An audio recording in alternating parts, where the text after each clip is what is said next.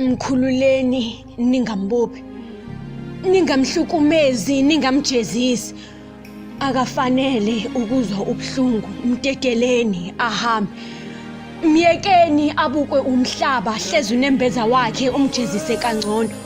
Mkhululeni aqhubeke nempilo kube sengathi akwenzakalanga lutho, hlezi unembeza wakhe umuhle kangcono. Ngithini ningambophi, mteteleni ahambe.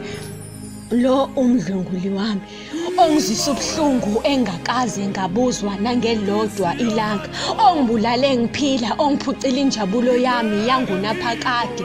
Ngifuna azi impilo yami asoze yafana, ngiyafunga ngizoqhubeka nayo ngoba soze ngayibulala. Mangiyithwele lo mntwana ngizomgcina, uthando ngizomnika makwenzeka. Isifo nginaso ngizoqhubeka nempilo, amaphilisi ngizowagwinya. Mkhululeni ahambe, ningamjezisi, ningambulali, ningamshayi, ningambophi. Hlezi unembeza wakhe umjezise kangcono.